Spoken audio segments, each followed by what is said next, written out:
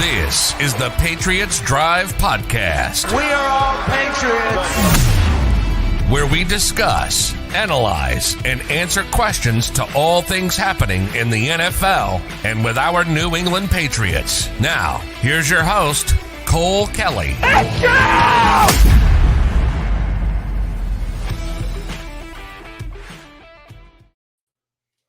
Welcome into another edition of the Patriots Drive Podcast. Patriots lose a heartbreaker at home to the Tampa Bay Buccaneers 19-17 on Sunday Night Football. Tough game, hard fought, came down to the wire. Couldn't really ask for a better game, especially with all the hype around this situation and Brady coming back and all that stuff. But fun game, tough loss. 2-2 sounds a lot better than 1-3. So would have been nice to win this one, but is what it is. Went up against a great football team and Tom Brady, greatest of all time. So it's never going to be an easy game, never going to be an easy win against a guy like that and a team like that that has so many weapons. But I'm here with my co-host, Jace Campbell. How's it going, Jace? It's going good. Assuming where we had our scoreline set in the pregame show and everyone hitting the overs on 7.5 point spread and stuff, I thought New England came out and really, did some good things. Obviously, not showing it, not getting the win sucks. But I think that there's some things that we can build off of. And this one's going to leave a sour taste in our mouth because of the circumstances that there were there. But there's always good to take away, and then there's always bad. So, but like you said, losing that heartbreaker 19-17, little dink off the goal post right at the end, tough weather conditions, 56-yarder in the rain when, it's tough. You can't blame Nick Folk for that. Maybe some people wanted him to go for it on fourth down. I don't know how I feel either way. I think that obviously if they go for it and get it, you're ecstatic. But if they go for it and miss it, a lot of people are just questioning, well, why not go with Nick Folk? He'd made 35 straight and stuff. So it's going to be a mystery now, and it's going to leave a sour taste in our mouth. But we'll get in, quickly into some of the good and the bads that I thought. But what about you, Cole? What were your thoughts? Yeah, that's something I wanted to jump into real quick. Is just, that final play of the game for us. I just personally, I thought I know Nick Folk hit a 58-yarder early on in the game, but he's also had that injury he's been dealing with a little bit that's limited him this week. With the Bucs secondary, the problems that they were having and the injuries they were going through and how we were moving the football, especially in the short to intermediate game, I immediately, as soon as the third down, as soon as it got swatted at the line, I said, we got to go for this. 56-yarder in those conditions, it was pouring out. I know he missed it by a foot, but personally, I would have put the trust in Mac Jones in that offense's hand, who has been really, ever since the second half, they were on cruise control. They were getting up and down the field pretty quickly, doing a great job against this Bucs secondary. And I would have rather put the game in the offense's hand and gave him another chance, especially even if Nick Folk makes that field goal. Tom Brady has 2 timeouts and 50 seconds left. You don't think he can go down there and drive 30 yards, 40 yards, and have them kick a game winner. Aaron Rodgers just did it with 37 the other night with no timeout. So, I mean, I don't think it was the right decision.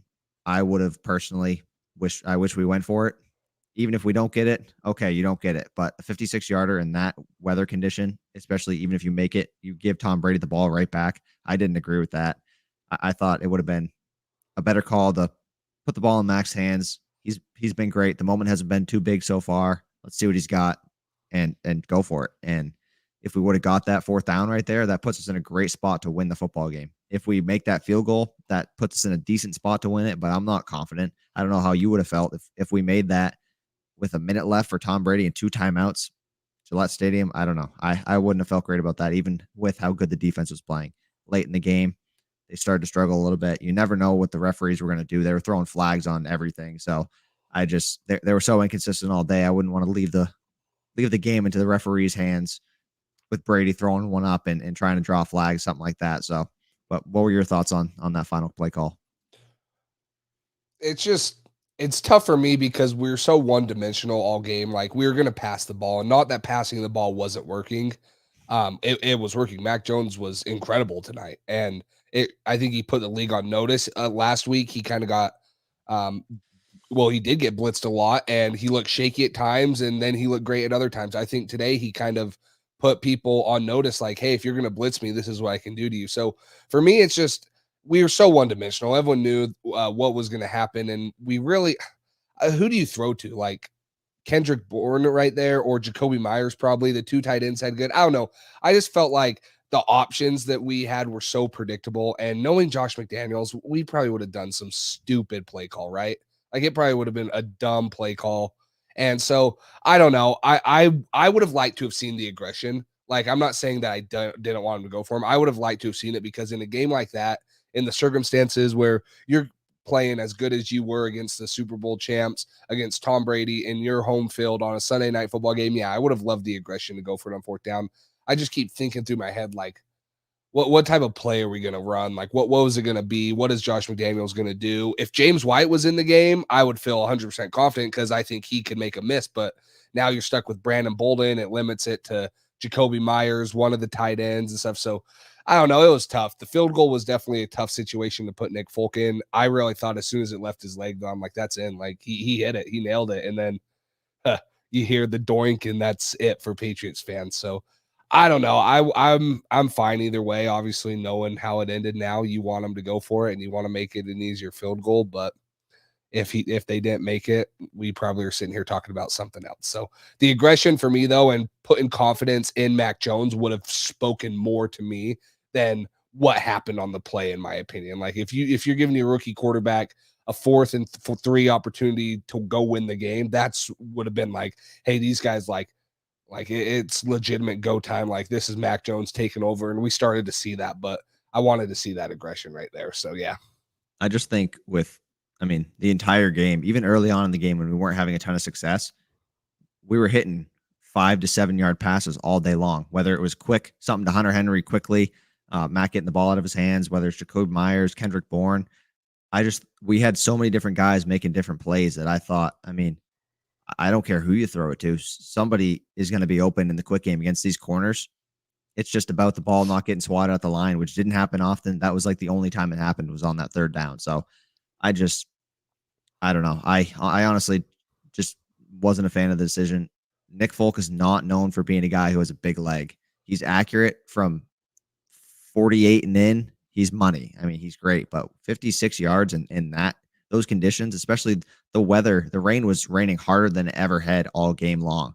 So it's just, I don't know. I would have rather put the ball in Mac's hands. I agree. James White would have made the decision maybe a little bit easier on the coaching staff, but I don't like it. Even if we made it, like I just mentioned, it's not a great situation with giving the ball back to Brady with a minute left in the game and 2 timeouts. I wouldn't feel confident in that either. So I don't know. With the way the game was going and the offense was rolling, had momentum, I would have liked to see us be a little more aggressive and not put the fate of the game in a kicker's hands from 56 yards in a downpour. It's just, I didn't like it. The lack of aggression is just, I don't know if it's Bill and his kind of older ways. We see these new young coaches being a lot more aggressive, and sometimes it bites them in the butt, but sometimes it doesn't. And a lot of the time, it seems to work out for them. So I just think in this environment, this situation, you go for the win and you go for it on fourth down. You get that first down, and you're in a great spot to win. That means you get any yards, you're right in Nick Folk's money territory. If you get that first down, at the longest field goal he would have would be what, 54? No, 50, 48, something like that. Yeah, And if you get a few yards, you're in the mid 40s to low 40s territory. It's a lot easier of a kick. Plus, you're taking time off the clock. Bucs would have had to take timeouts, all that stuff. I don't know. It's easy to say now. I mean, hindsight's 2020, but this is what I was saying before the fourth down even happened, and before we were going to go for it or weren't going to. I thought the best decision would have been to go for it on fourth down. If you don't get it, you tried it and you went with what was working all day. If you get it, perfect. You won the football game. You're being aggressive, trying to win the football game against Tom Brady back in Gillette Stadium, the last time he'll ever be here. But instead, we play passive, try to kick a 56-yarder in the pouring rain, and it just bit us in the butt, and we lost the football game. Simple as that. So I would have liked to see us be a little more aggressive. It was a little bit frustrating, but just to touch on play calling real quick. If I see us run another toss play to the left, I'm going to go strangle Josh McDaniels. I mean, I don't know what I don't understand. He didn't run it late in the game, but early on in that football game and throughout the entire year, all he has done is throw toss plays to the left, and it never works. We get a maximum of -2 yards. We lose yards more than we gain yards on that play, and he just continues to run it. So I don't understand the play calling in that situation. I don't think he would have done that on third down. If he did, I probably would have jumped through my screen and freaked out. But yeah, I had to mention that because the play calling with him is starting to get frustrating with the same plays that consistently do not work over and over again. I just don't understand why we run them.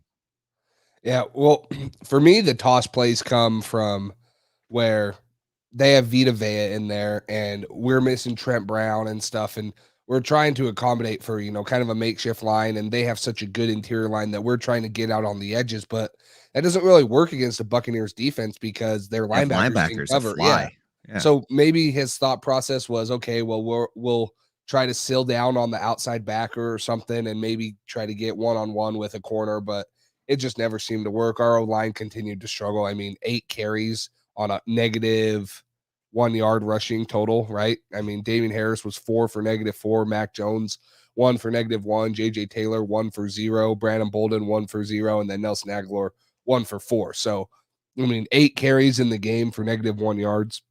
It's not going to do it. Our offensive line has to improve. Getting Trent Brown back will be a big boost. Hopefully, whenever that is, we keep hearing it. Hopefully it's next week. Who knows what? Just being precautious with him. I don't know what's going on, but they got to get that run game going. It's just too one-dimensional. And I love seeing Mac Jones drop back and throw the ball and complete it 77% of the time. And it's great, but it's just you can't win football games consistently like that. You got to have some presence in the run game. So that was the frustrating part for me. I got to touch on that as well. Trent Brown he's starting to really frustrate me. This guy has been practicing for 3 weeks now. 3 weeks. He's been on the football field practicing in a limited capacity, whatever he's doing. He was on track to play last week.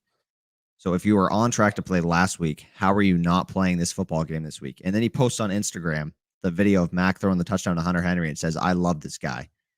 It's like, if you love this guy, how about you step on the field while you're continuously seeing him get absolutely demolished because you're not in the game? You've been practicing for 3 weeks. It seems like the Raiders situation all over again with what they had to deal with. Trent Brown just sitting out games for no reason. I don't know. It's a minor calf injury. He was considered day-to-day almost a month ago. What is going on? There's no reason he should not be playing in this football game. No reason maybe last week. I understand being precautious. We don't want it to linger, but you got a minor calf injury that you're day-to-day on a month ago, and you've been practicing for 3 straight weeks. I don't understand why he's on the sideline. It just doesn't make any sense. All we heard all week is he's going to play. He's on track to play. He's fine to play. And then we see him tonight. Oh, Trent Brown's not out there. That's weird. I guess he's not playing again. So I don't know how long this is going to last. At this point, I don't expect him to play next week either because all I've heard is that he's ready to go, and all I've seen is him sitting on the sideline every single game, sitting at home on his couch doing absolutely nothing. So I don't know. He's starting to really frustrate me. This is a guy who we need on this offensive line. We're clearly having major issues running the football, in pass protection, all these different things that are causing us to lose football games because of the pressure they're getting on Mac Jones, our lack of ability to run the football. We can't set up play action because nobody thinks we're going to be able to run the ball at all because we haven't been able to. It's affecting the football game. This guy needs to get back in the lineup. He's one of our best offensive linemen. He's starting to really frustrate me. I don't see any reason why this guy shouldn't be playing in the football game, and continuously seeing him be inactive on game day is frustrating. Yeah, it's got to be something bigger, or maybe he's making progress, but it wasn't mild. I mean, there's something more to the story, in my opinion. I really don't think that Bill's just going to let him get away with sitting out of games. So either he's, not having the rehab, he's not taking the rehab process seriously. It was more than a minor calf strain.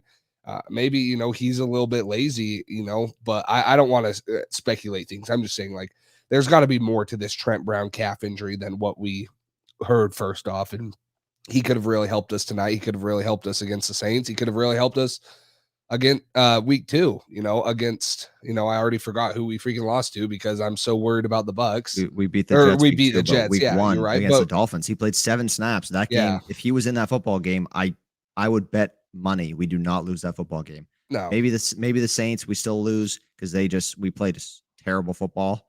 I don't think we lose this football game tonight either. You saw Haran getting dominated on the edge. We had to switch him out for Durant again.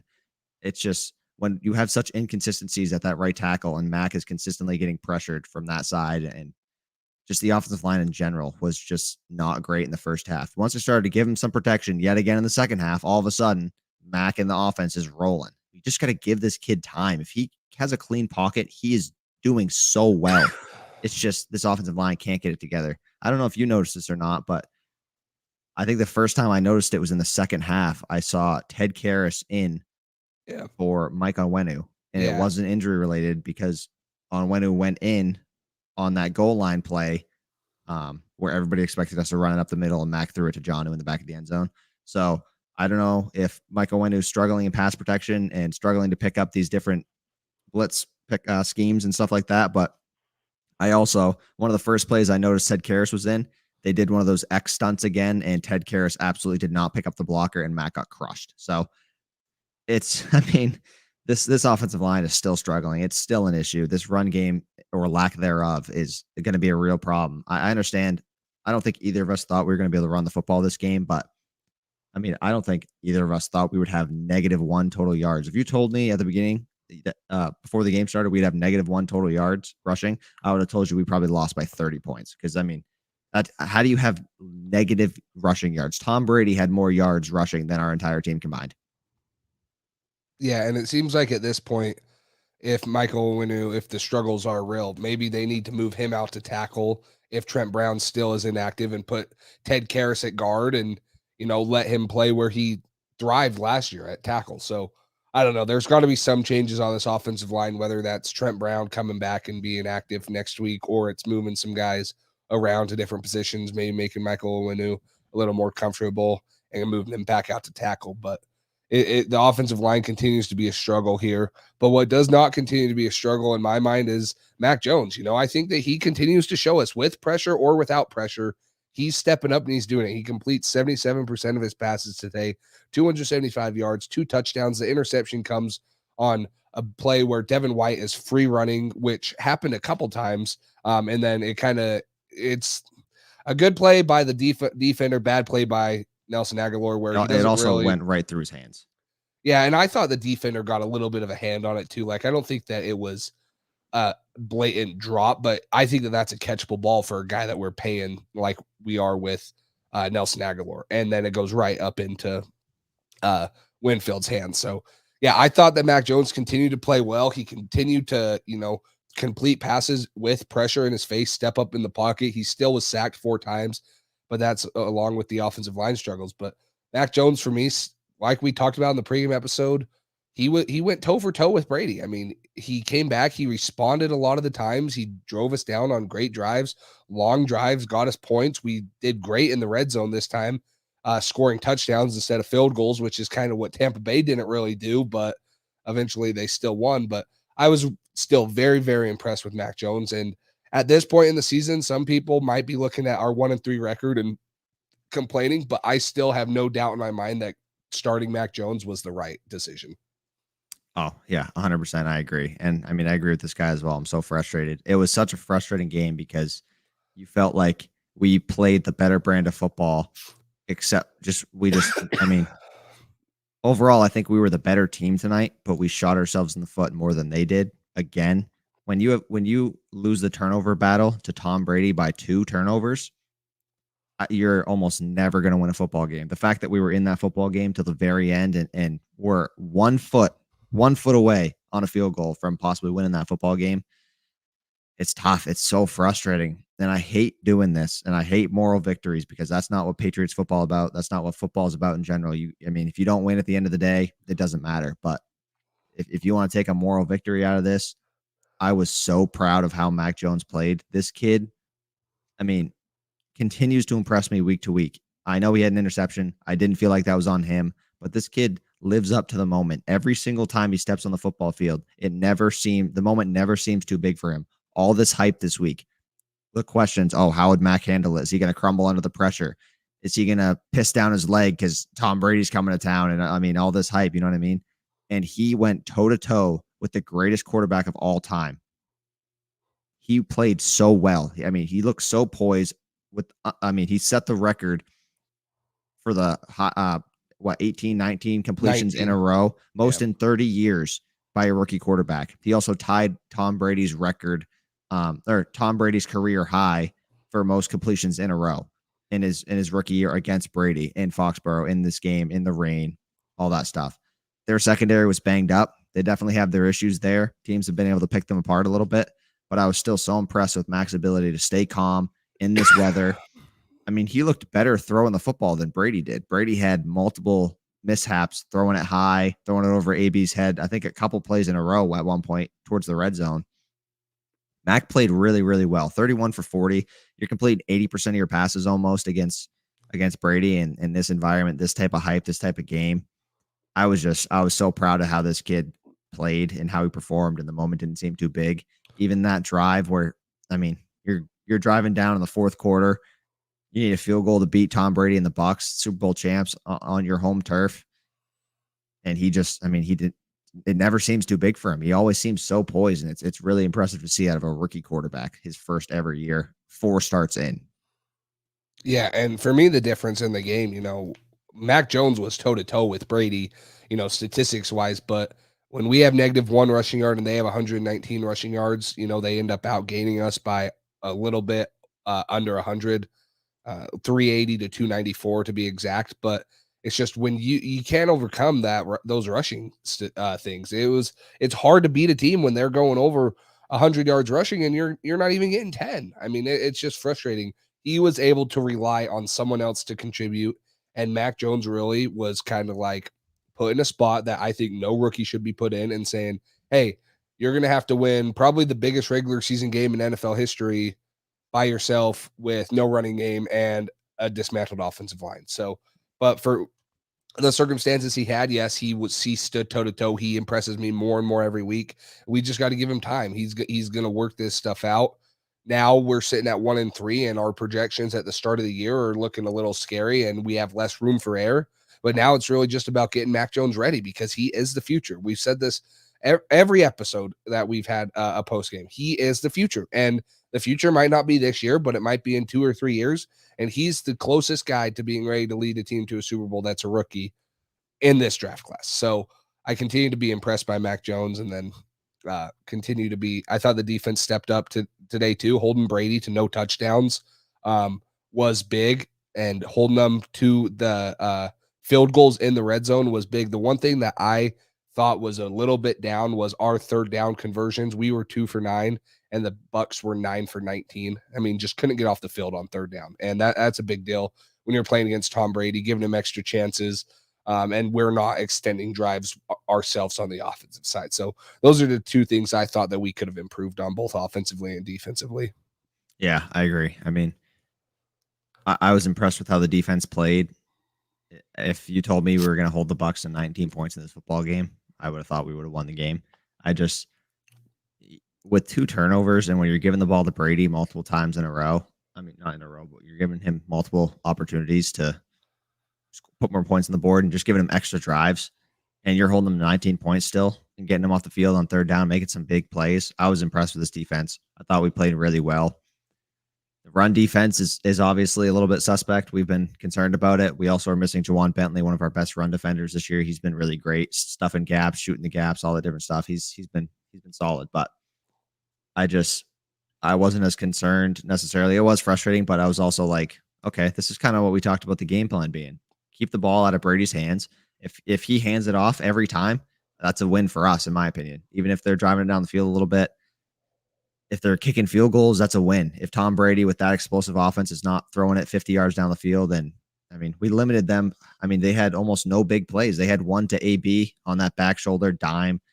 Jonathan Jones just didn't know the ball was coming, and AB stopped and caught it on the sideline. That was a great play. But other than that, I mean, they didn't really have any big plays. No big bombs for touchdowns, nothing crazy like that. They just kind of chipped away, and we limited them to 19 points. So I thought that was a win. I want to touch on this real quick. Bill was asked if he thought about going forward on 4th and 3. He said, not really. I think that's probably just, I mean, hindsight now. He might not say, yeah, we thought about it and we made this decision. And then, I don't know, people might criticize him. I think he obviously thought about it. You're obviously going to think about, hey, should we go for it here or not? It's a football decision. You're not going to, there's no way he was like, yeah, no chance we're going for it. We're going to send Nick Folk out in this weather 56 yards and not even flinch. I don't think that was the case. I think they definitely talked about it beforehand, saying before the play, hey, if we don't get this, are we going for it? Should we go for it? Should we send him out? It's tough. This comment as well. We need another running back. It's losing James White's really tough. That's something we talked about, how big of a role he plays on this team, especially. I mean, he was a safety blanket for Mac. He made big plays on 3rd down. Ramondre Stevenson, what do you think? What's your thoughts on him being inactive again tonight, even with the James White injury? So the running back coach, Ivan, said that he expects an extended role from Ramondre Stevenson before the game. And then he was still inactive. So I think that he's on track. They're getting him ready to come back and play. Honestly, we need it. We need to at least see what he's about, because Brandon Bolden's just not cutting it. Like, every time he catches the ball and runs, he looks hesitant. He looks slow. He doesn't want to hit it. And, he had some decent plays on screens. He almost got in the 1 touchdown. And then JJ Taylor, who we were really high on, obviously gets that fumble that's very, very costly, turns it over. So I don't know. It's just, I agree. I think we need another running back, but I want to see what Ramondre Stevenson's about. I think we need a true pass catching running back. That's what we're missing. Obviously, losing James White, Ramondre Stevenson can come in and get more touches and, fill a little hole and help Damian Harris get a load taken off of him. But we need a true pass catching back. That's what the Patriots have always been known for. Having a guy like that can come in and exploit mismatches, make life easier on the quarterback. That's the type of guy that we're missing right now. And I just don't see one on our roster that's going to fill that hole. Even if JJ Taylor didn't have the fumble, I just don't think he was the answer either. So yeah, I'm excited to see what Ramondre Stevenson does, but I agree with that comment that we do need to add another running back. And it's going to be hard to, because like we went over last episode, like with cap and with everything else, like it's going to be hard to find one that is as good or even close to James White, but they got to be creative and find a way to get one on this roster. Yeah, nobody's going to replace James White 1 for 1. It's going to be kind of a work in progress, a collective group effort to replace the role he has. But I mean, this comment, 2 fumbles cost us from being 3-1. That's, I mean, like I just talked about with moral victories, that's realistically, if you think about it like that, yeah, we had 2 turnovers this game. We had a couple fumbles in the Miami game. We could have won both these games if we don't turn that ball over. JJ Taylor fumbled around the 25-yard line. We were right near the red zone. Worst case scenario, if he doesn't fumble, we kick a field goal there. We win this game 20-19. That's, I mean, it's as simple as that. But the fact of the matter is, at some point, the moral victories are no longer, and you got to start winning football games. The fact is, we made those fumbles. JJ Taylor made the mistake. Damian Harris, Ramondre Stevenson, these guys have made key mistakes and key errors that lost us football games. At the end of the day, your record 1-3 doesn't have an asterisk next to it that says almost won, but fumbled and lost the game. You know what I mean? It doesn't matter at the end of the day. It's just, did you win the game? Did you lose the game? And we lost. We're 1-3. This is the hole that we're in, and it's going to be a tough fight to get out of it and to try to make the playoffs. Good news is Miami's struggling. I know Tua's out, but they don't have a great record. The Bills are kind of on a roll. But it's tough.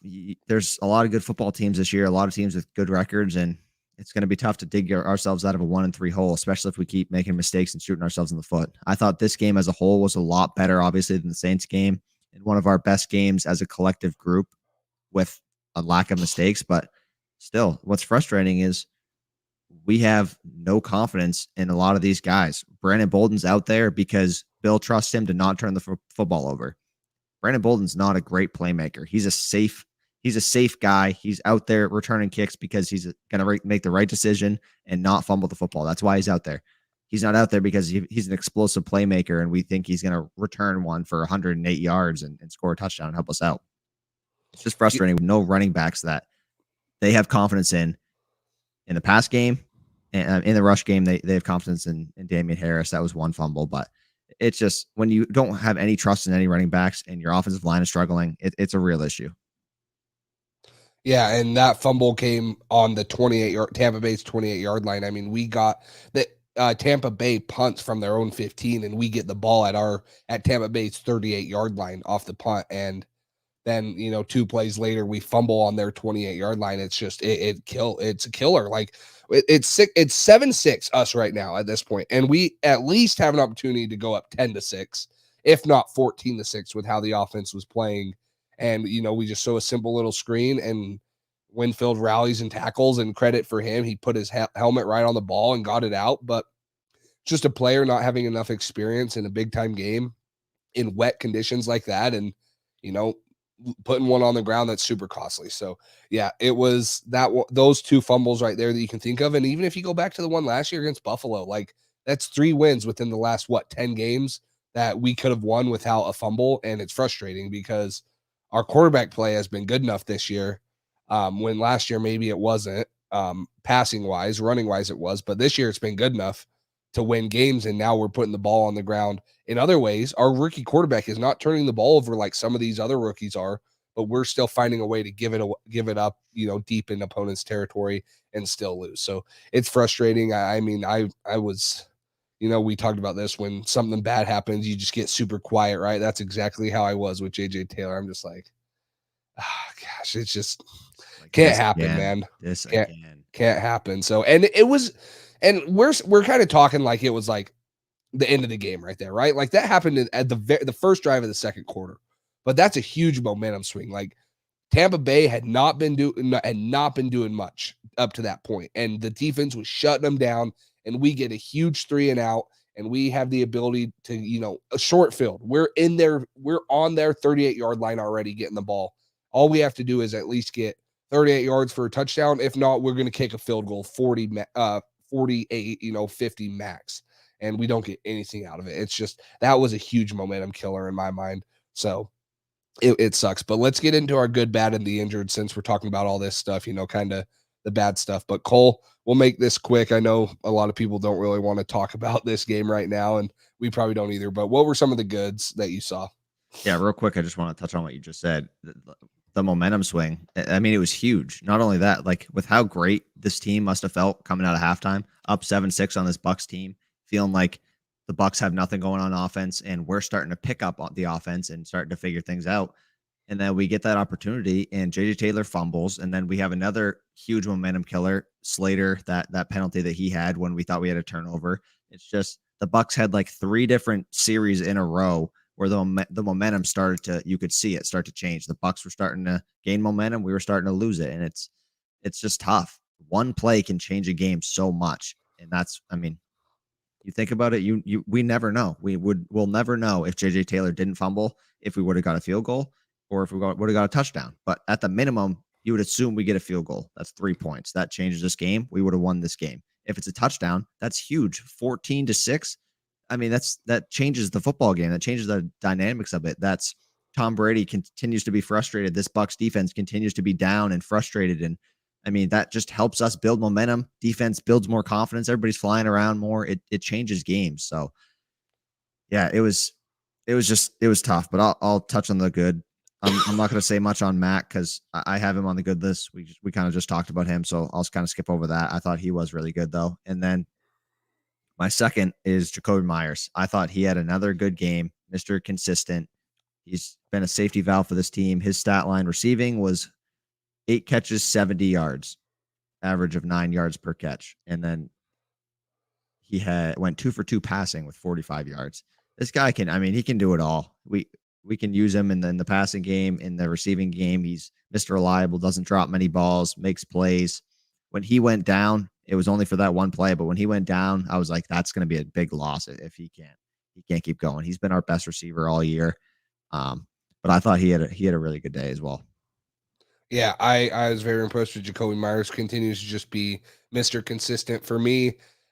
My good was the 2 tight ends, and they didn't do much, didn't, have massive yardage games, but getting both of them a touchdown in the red zone. I think that's, one of the ways to get out of our red zone woes is to get 7 points in the red zone instead of 3 is to continue to target those tight ends. And I was very, happy to see that. You get up at 1st and 10, or 1st and goal on the 1, and you throw a pass to Jonnu Smith. Obviously the run game wasn't working, but Josh McDaniels, Bill Belichick, they trust Mac Jones. They say, go get us a touchdown. He does. And then the first one to Hunter Henry, steps up in pressure, throws it in. Hunter Henry makes a great play, making a guy miss on the goal line and walking in. So for me, the 2 tight ends getting involved in the red zone was the good that I saw. Yeah, that was one huge thing that we have talked about the past couple episodes is not only red zone struggles, got to put 7 points on the board, but also getting these 2 tight ends involved. We were just talking about last episode. Hey, these 2 tight ends, especially with this Bucs defense that struggled against tight ends, they got to get involved. We got to get them involved in the red zone. They both are great red zone targets. They had success last year, so that was great to see. Another guy, KB, Kendrick Bourne, 5 receptions, 58 yards, especially early in the game when we kind of didn't have a lot going. He seemed to be the guy that Mac was going to consistently, and he was making some plays for us. So I thought he did a really good job along with Jacoby Myers. I thought the offense as a whole, we did a good job spreading the ball around. Brandon Bolden was also decent a couple times. He also made some not so great plays, but he was actually pretty solid on a couple of screen plays, couple swing out plays. He did what he was supposed to do, got a couple first downs, and so I can't knock him for that. But overall, just our ability to spread the football and kind of be able to throw it to whoever was open. That's kind of the thing with Mac. He doesn't really hone in on one target. He throws to whoever's open, and that's what's great to see as rookie quarterback. Sometimes if you got a big star at wide receiver or tight end, as a rookie, you feel pressure. Hey, I need to get this guy the football. But he's been great at spreading the football out and really just using the options he has around him. Whoever's open in the progression, that's who he's going to give the ball to.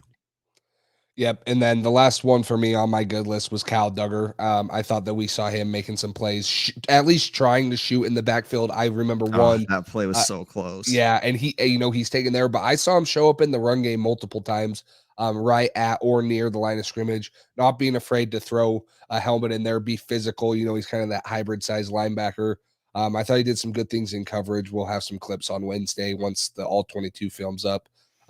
But Kyle Duggar for me, makes it on the good list. And then I'll let you hit on this because I'm sure you had him too. Jonnu Smith, we talk about Mr. Consistent for the offense and Jacoby Myers. He's it for the defense. But what were your thoughts on Matt Judon? Not why did I say Jonnu Smith? Matt Judon. Sorry. I knew what you meant. Yeah. So I'll touch on my last couple. I'll start with Judon. He was on there. Mm-hmm. He was getting, if you watch back the film, I looked at him for a couple drives straight. I was just watching him mostly on every play. He was getting held around the neck every other play. And you see him complaining to the refs. He freaked out a couple times on the officials because they weren't calling it. And the guy has him in like a headlock, basically holding him like this while he's trying to get to Tom Brady. And it's like, he's like throwing his arms up. He's like, dude, you can't, they can't choke me out while I'm trying to run by and have me in a headlock. You can't do that. So he's a problem for opposing offenses. He makes an impact not only in the pass game, but you saw him in the run game a couple times, making some big stops. Just throwing his offensive lineman to the side and jumping in there. Not afraid of contact. They mentioned on the broadcast, a couple of our other edge guys are great at rushing the passer, but Matt Judon can do both. He can stop the run, set the edge, rush the passer. He can do it all. So I thought he was really good. But A couple of my last ones, secondary. I thought our secondary performed pretty well, other than a couple plays. But J.C. Jackson early on struggled, figured it out midway through like the second quarter. Halftime after that, he was pretty solid. You didn't see Mike Evans getting the ball a lot. Jonathan Jones did pretty well. Jalen Mills did okay. I mean, he gave up a couple key plays, but other than that, no big plays. I thought the secondary limiting this explosive offense of the Bucs to 19 points. I thought that was pretty impressive. And then last thing was coaching staff. I thought overall, other than those tosses by Josh McDaniels, I thought great game plan. Anytime you can hold this Bucs offense to 19 points and Tom Brady, especially in this situation, this environment, I thought the coaching staff had a hell of a game. And I mean, if you don't think they wanted to win this football game bad, I don't know what to tell you, because I mean, they were pulling out all the tricks in the book on the offense side of the ball, the passing game, and on the defense side of the ball. They were throwing every different look out there possible at Tom Brady. One thing I didn't agree with, I don't know if you remember this, was that one time where we blitzed Brady on that third down and he threw it to Cameron Brate for 15 yards and he almost scored on it. I was like, haven't blitzed him all day. We know Brady eats up the blitz, and we blitz him on a key third down, and then he just torched us like it was nothing. Just boom, throws it right. I mean, immediately as soon as he sees the blitz, zips it in there, and they almost score on it. So that was one I didn't agree with. But overall, I thought it was a great game plan, great team. I mean, not win, but great effort by the team in general, both sides of the ball. But those were it for me on the good list. Yeah, for me, starting off my bad list, I already hit on it a little, was our offensive third down conversion percentage, 2 for 9. Just not enough, extending drives, getting in and out super quick, 3, 4, 5 play drives. You want to see those extended drives. And there was one that the touchdown, the 11 play, 74-yard drive, the first one to Hunter Henry, it takes off 6 minutes. But other than that, you go starting the second quarter, you go a minute 35, 2:24, 3:32, 3:24. Like, just drives, in my opinion, weren't long enough, especially for not getting points. Most of those drives did not end in points. And when you're playing Tom Brady, you got to put up points. So for me, third down conversion percentage, not up there high enough. And then the last drive of the game, not the last drive, the field goal, not the one that we missed, but the actual field goal that Nick Folk hit, that third down, 3rd and 9, right? We hit the first down, 1st and 10 pass from Jacoby Myers to Nelson Aguilar on a trick play.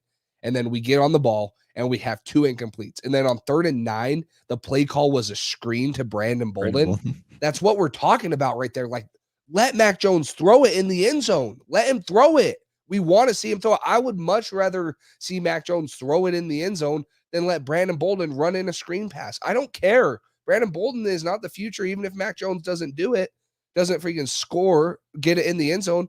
At least we put confidence in him and let him take a shot. It's just, that one for me blew my mind. It's just like we hit on a freaking nice trick play, get down inside the red zone, and then we throw a screen pass on 3rd and 9. That's our solution. So yeah, that was kind of what we saw in the first 3 games. That was more the play calling we saw for that. And it's like when you're 3rd and goal, or the first down line was like at the 1 or something like that. So when you're basically in 3rd and goal, yards don't do you anything. You can get 9 yards, and if you're at the 1 or whatever, you're still don't get a first down. You need a touchdown. So if it was like a screen pass on a 3rd and long, and if you get 5 yards, you're in field goal range, that's something else. But let the kid throw it. Let him see what's out there. The worst case, if he gets sacked, okay, it's still an easy field goal. Or like he did on first down, he can throw the ball out of the end zone if there's nothing there and no harm done. You get a field goal. But giving it to Brandon Bolden when 99 times out of 10, he's not going to get a touchdown on that, just doesn't make any sense to me. So that's the play calling that I'm talking about, along with the tosses and just some of those screens in those situations don't make any sense to me. I did see Brady on a couple 3rd and longs do a draw play, and I was like, okay, that's right out of Josh McDaniel. That's right up Josh McDaniel's alley. That's why they work together so well for so long, because that's what they like to do in those situations. But yeah, overall that was kind of a head scratcher as well. And then for me, my only bads we kind of already touched on: bad run defense, bad run offense, and then turnovers. I guess the last thing I would add to that is penalties. That was what was so impressive to me about Mac Jones tonight is on that first touchdown drive that we had, his pass to Hunter Henry. We had like 2 or 3 holding calls that set us back to 2nd and 20s, first and 20, 2nd and 20. It's like you continuously shoot yourself in the foot, put yourself in a bad situation where you got to throw the ball and get 20 yards instead of 10. That's making it twice as difficult to do what you need to do and do your job.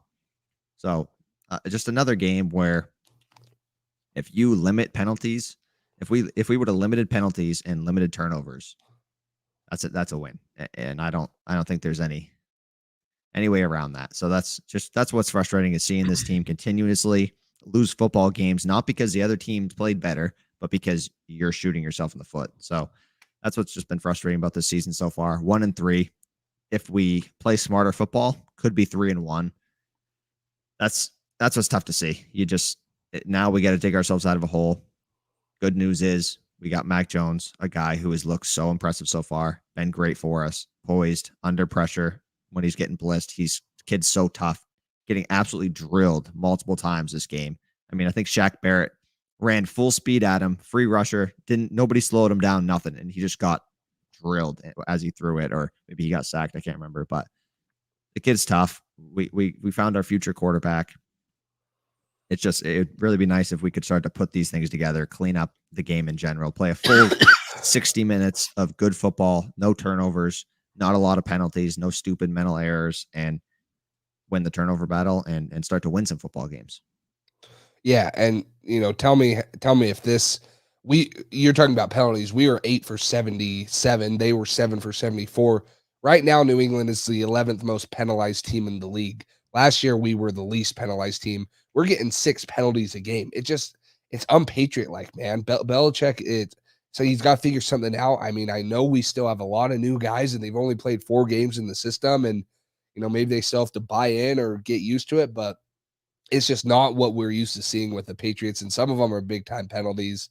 The Matthew Slater one was huge, and I don't want to, jump on Slater because he's never done something like that, but that's a massive one. They get the ball past midfield, go down, get some points off of it. What could have been a fumble. So that there is just a couple, things a game that's just head scratching. It's like this Patriots team, we're not used to seeing it. But then again, you're like, okay, well, we are kind of going through a rebuild year with a bunch of new guys and a bunch of guys that haven't been in this system yet. So is that the reasoning? Who knows? So yeah, penalties have been the one other thing that I have on my bat is Steve Belichick becoming a national meme for all of the faces he made today. Way too many. Stop putting him on camera. You're exposing the guy. Oh, they just wanted to expose him, didn't they? Absolutely. Yeah, for sure. They definitely did. No, it was funny. It was kind of just every time they looked at him on the sideline, he was making some different weird face. It was pretty funny. I was like, come on, stop doing this to the guy. It's like when they show an athlete, they pan to an athlete on the bench and he's doing a snot rocket or something. It's like you're just exposing the guy on national television. Sunday Night Football. This is going to be the most watched regular season game probably in NFL history. I'm excited to see the numbers this does, but yeah, that was pretty funny. What were your emotions early on in the game, before the game, all that stuff? I'm curious to hear another Pats fans perspective on. I thought the Pats fans were perfect with how they handled it. I agree. Pre-game, cheering him. Even when he got off the plane yesterday, like, yes, praise him. And then as soon as he walked out, they booed him, right? And the whole game, they're loud, they're ballistic. I thought Pats fans handled it perfectly. We had a little gamesmanship in there where we, maybe got his emotions going Softened early him up a little bit.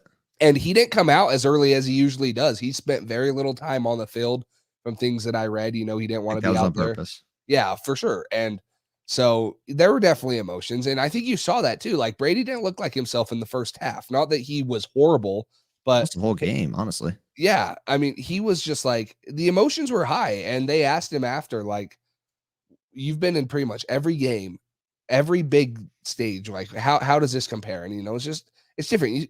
He built that program. He built that team. He grew up there 20 years. He had all of his kids there. I mean, it's going home. And the one thing that I will say that I was very happy about and kind of put a smile on my face after the game is when they asked him, this might be your last game here. And he goes, no, when I retire, I'll be back. Like, Patriots fans will be seeing me. Maybe it's a hint at like he's going to do something. He's going to move back to Boston. Who knows? Maybe he's just saying. But I think that everyone put a play on words where Belichick and Brady hate each other. Brady does not want to be in New England and stuff. No, he still respects the heck out of the organization. Yeah, they might not have ended on great terms, but I thought that both Brady and Patriots fans handled the whole night perfectly, and it was emotional for everyone. So it was good to go out there, have a good game, and put your emotions aside for a little bit and play football and stuff. But yeah, I thought that both sides handled it very well. Yeah, one thing he was asked about Robert Kraft's desire for TB12 to retire one day as a Patriot. Brady responded. He said, "I still got some time left with the Bucs." So I don't know. Hopefully he comes. I mean, I'm going to be really disappointed if he doesn't retire a Patriot. All this stuff that I saw today and all the videos and everything, just kind of got me frustrated. I'm like, this guy should still be here. We should still have this guy in our organization, but it's tough to be too frustrated about it. It's over. It happened. He's gone. He's not coming back. It is what it is. Hopefully he retires as a Pat someday. But I am really excited about what we got. This kid, Mac Jones, this organization, what we're building. We got a lot of guys on 3-4 year contracts, a lot of big pieces that we signed. I'm excited. I think this young core is going to be really special, and just seeing Mac continue to build comfort in the system and comfort in the NFL in general. It's exciting to see, and hopefully we can get a win next week in Houston, because they haven't been playing very good football. This defense should eat up a rookie quarterback who hasn't been playing too well. So yeah, we'll do you got any final things you want to I was just going to say one more thing. Obviously, going into the Houston game, hopefully we get a win there, and we should, and get some confidence back, both, offensively and defensively, figure out some of those struggles. Hopefully Trent Brown gets back, get his feet under him before a big Dallas game in Foxborough. But for me, and I know this is a horrible way to look at, things, but there's still, in my opinion, I still think there's a lot of holes on this team that can be upgraded. I think we could still use a good receiver. I think that obviously, depending on what Gilmore and JC Jackson do, we still need a quarterback. So I hate saying this because I hate losing, but every time I see, New England like 1-3, or, now the possibility of us winning 10 games is probably a lot lower than what we thought going into the season. If we stay, under 500, we're going to get a pick similar to what we had last year in the draft. And I think that it will help us fill a hole, whether it's a receiver, Chris Olave, Garrett Wilson for Mac Jones, or it's a corner because we got to fill Stephon Gilmore. Now, I'm not saying I want us to tank. I mean, we're freaking 4 games in the season. We could very well hit stride and go on a run. I'm not saying that. All I'm saying is this is still a young team and there's still holes to fill. So yes, it sucks to lose, and I would rather have the 32nd pick than the 15th pick, because that means you won a Super Bowl, or even the 20th pick because that means you're in the playoffs. But there's still stuff that this roster can improve on, and looking forward to the draft and stuff, which is still far away. And I probably shouldn't even be saying stuff about the draft. I just love the process. It's just there's always stuff to look forward to, and I hope we don't have a top 10 pick, because that would be a very disappointing season. But trending towards the record and the tough games we have coming up, Dallas, the Chargers, a couple other games, Buffalo twice. Like there's going to be things that we can improve on still, and they're still looking to improve this roster. So that's the only thing I have to say. We're going to get it going though. I'd still be very surprised if we don't finish above 500. Now the 10-7 mark's looking a little slim. Hopefully 9-8, maybe even 8-9 still, but I would still say we're going to get 9 wins on this team. This team is a 9-win team with the talent we have on our roster. It's really just going to be about cleaning up the things that we've struggled with. You know what I mean? If this football team cleans up those things, this is a 3-1 football team currently. Could be. Yep. So I have no doubt in my mind that this team can turn it around. They got to do it. If they don't turn it around, it's going to be a 7-8 win year again. If they do turn it around and they go on a little run, it's going to be tough. They got a lot of tough football games, especially late in the season when they're going to be tired. They're late bye week, all that stuff. They got some really big games against some really tough teams. I mean, the Browns, the Titans, 2 games against the Bills. We got the Miami in Miami. It's not going to be a cakewalk of a schedule. We thought at this point we should be at minimum 2-2, and we're 1-3. It's tough. I mean, it is what it is. You got to start playing better football, turn it around, and that starts next week in Houston. So hopefully we can get this team turned around and get this train rolling in the right direction and clean up all these things that we've been losing football games over. But you got anything else you want to touch on? And yeah, this is quick, but looking around the league at the other 1-3 teams, like we have the best future out. Like the Eagles, the Giants, I don't think that they ever thought they were going to make the playoffs. The Vikings, the Falcons, the the Jets, the Dolphins can get there. They're good. The Steelers are 1-3. The Colts are 1-3. Like there's two different types of 1-3 teams. There's the Jets 1-3 who, happen to have a good game and beat the Titans who were missing Julio Jones and AJ Brown. And you're like, yeah, they're probably going to only win one more game the rest of the year. And then there's teams like us who see the future and we've been close in multiple games, but we got to clean up the little things. So we're close. We're close. We're not a 1-3 team like some of these other 1-3 teams are. We're not the Falcons where our quarterback is kind of, running on his last couple years and our defense is horrible. Like there are things that we can see clearly that we need to improve on and we will improve on. So for me, the 1-3, it sucks, but it's a lot brighter than some of the other 1-3 teams in the league. Yeah. I mean, the future's bright. Tough loss tonight. Obviously, we don't want to lose a tough game like this. I don't think anybody in America, not many people had us winning this football game.